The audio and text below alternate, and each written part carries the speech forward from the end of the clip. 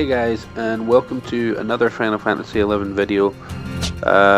This time I will be just quickly leveling up this new character. So, to continue where we left off, this is the main city, Bastic Markets here. So this is me just left, and this is the first area, which is South Gustavsburg. Now I'll show you just a quick preview of the map. Okay, so this is South Gustavsburg here, and I mean there's so many different types of enemies all over this map. So when you first start, you want to just stick to this middle area, this Vomp Hill. And I'll just explain quickly, this red question mark beside my name, that is basically newbie status. If you die when that's active, you don't lose any XP. So when you hit, I can't remember, level 10 or something like that, that'll disappear, and then you'll start losing XP when you die. Or you can do this. I forget how to do it. Cancel new adventure status. There we go. That just takes it straight off. So yeah, when you come straight out from Bastic anyway, you just kill any monsters as you can. But what you do is make sure you check them. And as you can see, when you check them, it says it's a decent challenge with high defense, and that should be easy enough.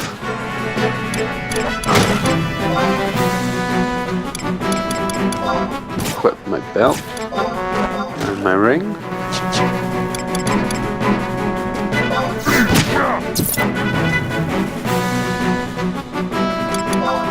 So there's loads of different things you can do when you're fighting. It's a little bit boring on the early stages, but it will get better. These chests are kind of a new thing. Random chests drop off of every enemy you kill now, pretty much in like the first areas that you got with the game, and if you open them, they just give you totally random items that you might need. So Echo Drops, that cures silence, so that you can, you know, cast spells again. And it gives you health potions and magic potions and other stuff.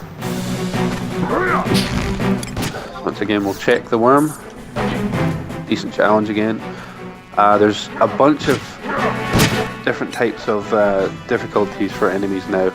It used to be just 2 weak. 2 weak means it doesn't give you XP. Easy prey. Easy prey means obviously it's the easiest of all the classes, and it gives you the least amount of XP. And then decent challenge, even match, tough, very tough, and incredibly tough. And then impossible to gauge. Impossible to gauge would be like notorious monsters. So back to fighting now. Every job has what we still refer to as a 2 hour, which is one ability that you get from the word go that you can only use once every hour. It used to be every 2 hours, and it's only just changed over the last few years, so we still call it 2 hours just because later on in the game you develop a 1 hour. So for me, for my monk, it's called 100 Fists, and that means I just attack rapidly. There's no delay in my attacks. So I might show you guys that real quick. I'll do it on a tougher enemy.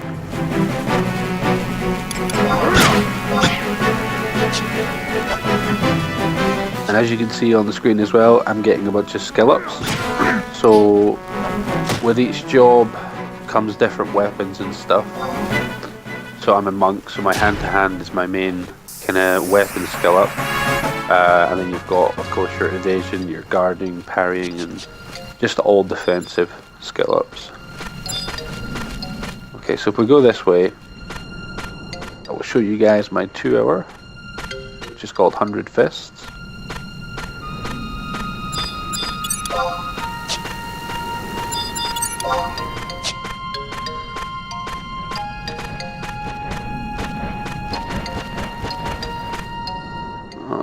I'll use it on this guy.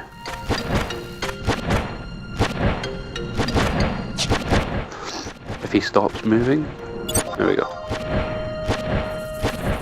Okay, so if you watch now, a couple of punches and then there's a huge delay.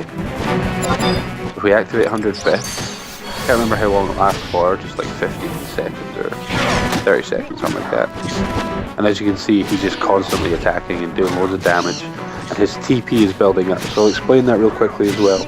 If you look in the top left corner, you can see three things. You've got your HP, which is your health points, your MP, your mana points or your magic points, and then your TP, which your TP counts towards your weapon skills, and in some cases some job abilities and stuff.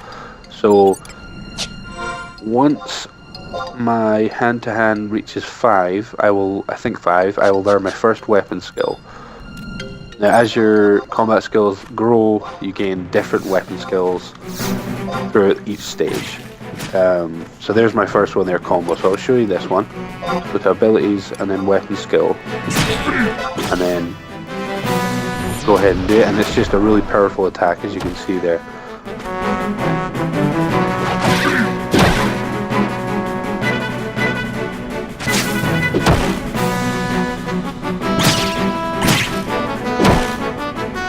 Okay, this is a close fight.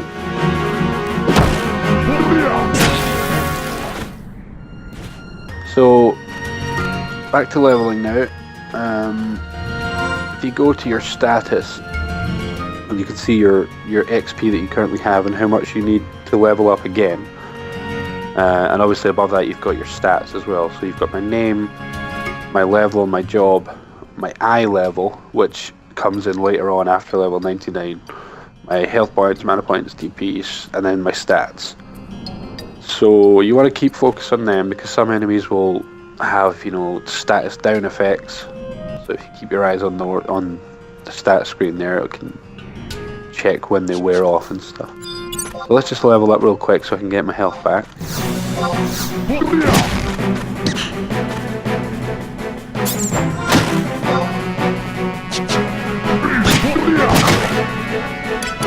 Hopefully he doesn't kill me.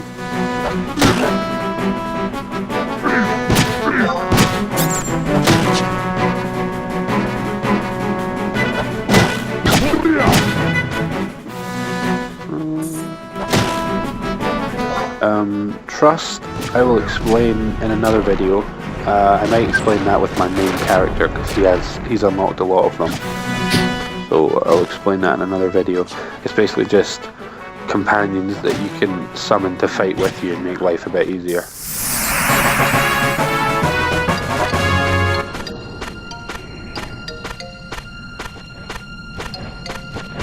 Okay, so what are we, level 3 now?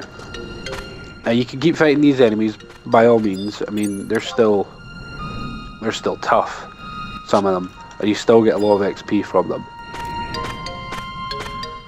But this is my route. I basically stay here in this area until at least level 4 or 5. So if we just get that real quick.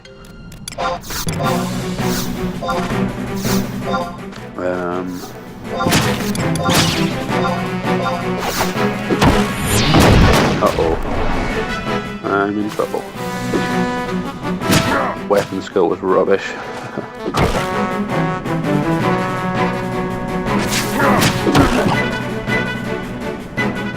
And once you hit a certain level as well, you unlock more abilities. So for Monk, I think at level 5, my first ability is Boost, which I think increases attack power.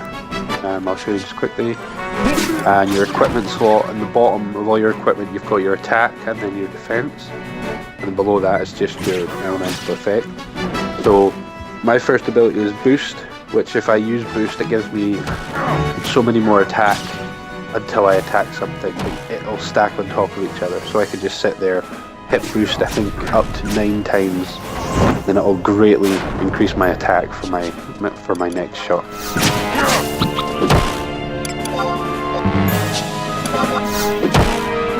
Oh, I almost died. Okay. See if there's any potions in here. No. Okay. A newer thing that kind of came out a couple of years back as well is these kind of bonus things, where every week these tablets, or what they're called, they scatter across the entire world, or the first areas of the world, and they're just randomly located in each part of the map, and it's just like a little question mark on the ground. And when you find it, it'll come up on the screen saying a Mog tablet has been found in whichever place. And once all 11 of them are found, you get certain bonuses. The whole server gets bonuses. So, for example, one of them can be Reagan or regen, which means my health will gradually increase over time when it's low. So as you can see, it was going up now, 39 and 40. And then there's other things like increased movement speed. So when that one's active, I can hit the heal button, and then after a couple of seconds it will register the movement speed and I can move faster. And there's loads of other things as well.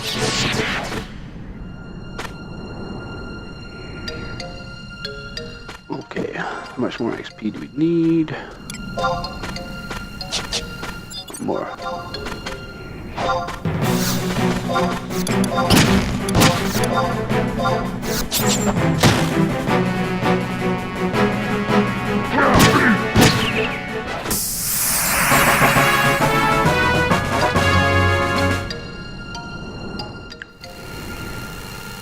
Okay, so we are now level 4.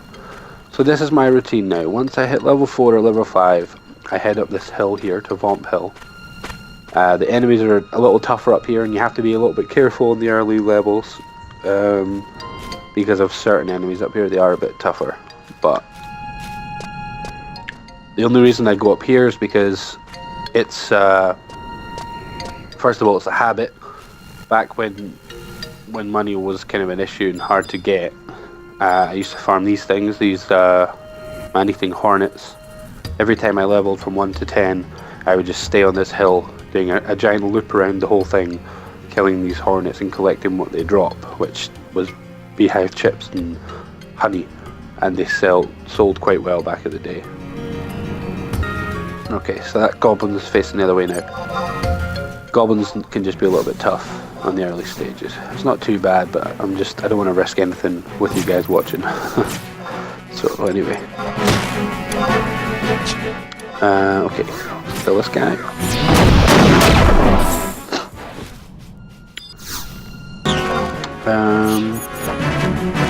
Obviously equipment does play a big part. Every enemy you kill drops items, so if you look at my inventory now, you can see crystals, ore from worms, chips from bees, bat wings from bats, vegetable seeds from those sapling guys, bird feather from birds, and so on and so forth. So we can sort them to save my space a bit. Now after you're finished leveling up whatever, or you just want to nip back into town or something, you can sell all these. You can either collect them all until they stack, so something stack in 12, something stack in 99s. You can sell them in the auction house for a decent price, but sometimes they don't sell very fast. Or you can just NPC everything, and that means you can just sell them quickly and immediately to a shop vendor for a much lower price, but you get the money straight away. So yeah, once you've got some money, you want to buy some gear just so that you're not taking quite as much damage from enemies, and some gear as well will increase your damage to enemies, so you can kill things faster as well. Synthesis as well. If you guys are interested in synthesis, it's a long process, and it's a definite difficult process, and you will probably lose a lot of money for the first while. So instead of selling everything, I would keep it, especially your crystals, because you need crystals for crafting. And all you do is you go into your items, you select a crystal, and as you can see here, you can bond items together, so you can bond up to 8 at once. So you just click it, choose from your inventory, and then you craft it. So obviously you'll need a guide for that. Okay, there we go guys, there's level 5, so if we go to our abilities, and then we've got boost now. So just quickly I'll show you what it does. My attack is now 30. If I boost, My attack's now 33, and I can just keep boosting it and it'll go up and up and up. And just one more thing, macros I will explain properly in another video as well. But as you can see on screen that I'm going through a lot of different menus here to activate my abilities and my weapon skills. But macros are extremely important in this game.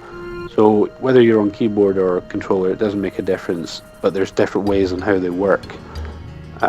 You go into your macros, edit macro, select one book. So I usually select this one and then name it a certain job, and then that whole book is dedicated to one job. And then you basically program macros. Now it sounds a little difficult, but it's pretty straightforward, pretty easy. You just you've got 6 lines there, and you just input just a couple of easy codes, and then it'll give you your macros. So it's basically quick access to things. So instead of going into all these menus, I can just hit 2 buttons. It opens up the macro like that, and then select which one I want, and then it'll activate that skill or whatever straight away. So anyway, thanks for watching, guys. I do apologize for this video being really long. I was trying to fit in as much explanation as I could, and